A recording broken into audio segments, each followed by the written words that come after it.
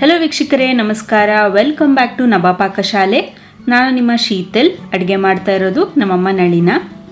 ಇವತ್ತು ನಾವು ರುಚಿಕರವಾದಂಥ ಮೆಂತೆ ಕಡುಬು ಮಾಡೋದು ಹೇಗೆ ಅಂತ ತೋರಿಸ್ತೀವಿ.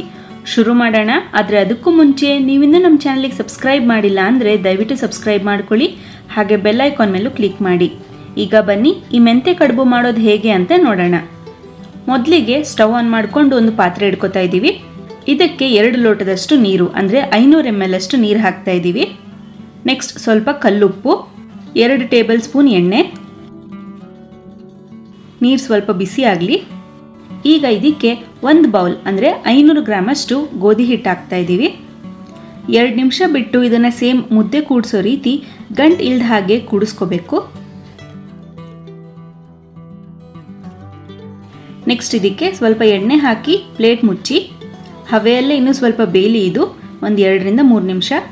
ಸ್ಟವ್ ಆಫ್ ಮಾಡಿ ಇದು ಸ್ವಲ್ಪ ತಣ್ಣಗಾಗಲಿ. ಸ್ವಲ್ಪ ತಣ್ಣಗಾದರೆ ಸಾಕು, ಅಂದರೆ ನಿಮಗೆ ಮುಟ್ಟಕ್ಕಾಗಬೇಕು ಅಷ್ಟು ತಣ್ಣಗಾದರೆ ಸಾಕು, ತುಂಬ ತಣ್ಣಗಾಗೋದು ಬೇಡ. ಹಿಟ್ಟು ಸ್ವಲ್ಪ ತಣ್ಣಗಾದ್ಮೇಲೆ ಹಿಟ್ಟನ್ನು ಮೃದುವಾಗಿ ನಾದ್ಕೋಬೇಕು, ನಾವು ವಿಡಿಯೋದಲ್ಲಿ ತೋರಿಸಿರೋ ಥರ.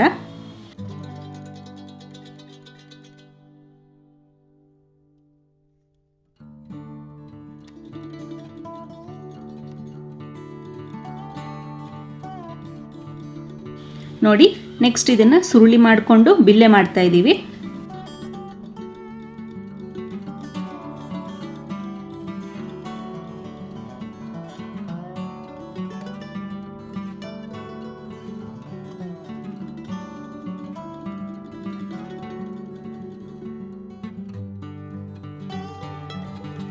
ನಾವು ಮಾಡ್ಕೊಂಡಿರುವಂಥ ಬಿಲ್ಲೆನೆಲ್ಲ ಸ್ಟೀಮರಲ್ಲಿ ಬೇಯಿಸ್ಕೋಬೇಕು. ಮೇಲೆ ಸ್ವಲ್ಪ ಎಣ್ಣೆ ಸವರಿ ಇದನ್ನು ಬೇಯೋದಕ್ಕೆ ಇಡ್ತಾ ಇದ್ದೀವಿ. ನೀವು ಇದನ್ನು ಇಡ್ಲಿ ಕುಕ್ಕರಲ್ಲೂ ಬೇಯಿಸ್ಕೋಬೋದು, ಅಥವಾ ಹೋಲ್ಸ್ ಇರುವಂಥ ಒಂದು ಪಾತ್ರೆನ ಕಡಾಯಿಗೆ ಅಥವಾ ಕುಕ್ಕರ್ಗೆ ನೀರು ಹಾಕಿ ಅದರಲ್ಲಿಟ್ಟು ಇದನ್ನು ಬೇಯಿಸ್ಕೋಬೋದು. ಇದು ಬೇಯ್ತಾ ಇರಲಿ. ಇನ್ನೊಂದು ಕಡೆ ಸ್ಟವ್ ಮೇಲೆ ಒಂದು ಕಡಾಯಿ ಇಟ್ಕೊಳ್ಳೋಣ. ಇದಕ್ಕೆ 4 ರಿಂದ 5 ಟೇಬಲ್ ಸ್ಪೂನ್ ಎಣ್ಣೆ, ಸ್ವಲ್ಪ ಸಾಸಿವೆ, ಜೀರಿಗೆ, 3 ರಿಂದ 4 ಹಸಿಮೆಣಸಿನ್ಕಾಯಿ ಕಟ್ ಮಾಡಿ ಹಾಕ್ತಾ ಇದ್ದೀವಿ.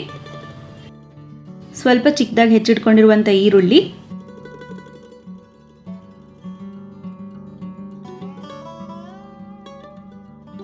ಕರಿಬೇವು,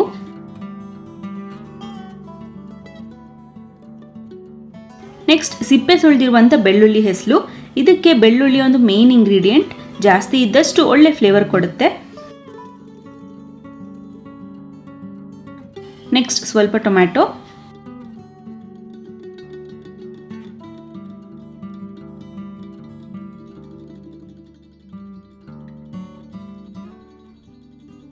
ಸ್ವಲ್ಪ ಅರಿಶಿನ, ಎಲ್ಲ ಚೆನ್ನಾಗಿ ಕೈಯಾಡಿ. ಇದೆಲ್ಲ ಸ್ವಲ್ಪ ಬೆಂದಾದ್ಮೇಲೆ ಇದಕ್ಕೆ ತೊಳೆದು ಹೆಚ್ಚಿಟ್ಕೊಂಡಿರುವಂಥ ಮೆಂತೆ ಸೊಪ್ಪನ್ನ ಹಾಕ್ತಾ ಇದ್ದೀವಿ.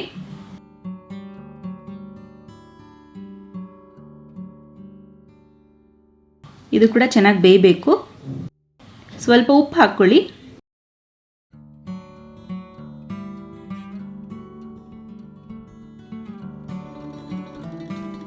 ಎಲ್ಲ ಚೆನ್ನಾಗಿ ಹೊಂದ್ಕೊಂಡ್ಮೇಲೆ ಇದಕ್ಕೆ 1 ಟೇಬಲ್ ಸ್ಪೂನ್ ಅಷ್ಟು ತುಪ್ಪ ಹಾಕಿ ಕೈಯಾಡಿ.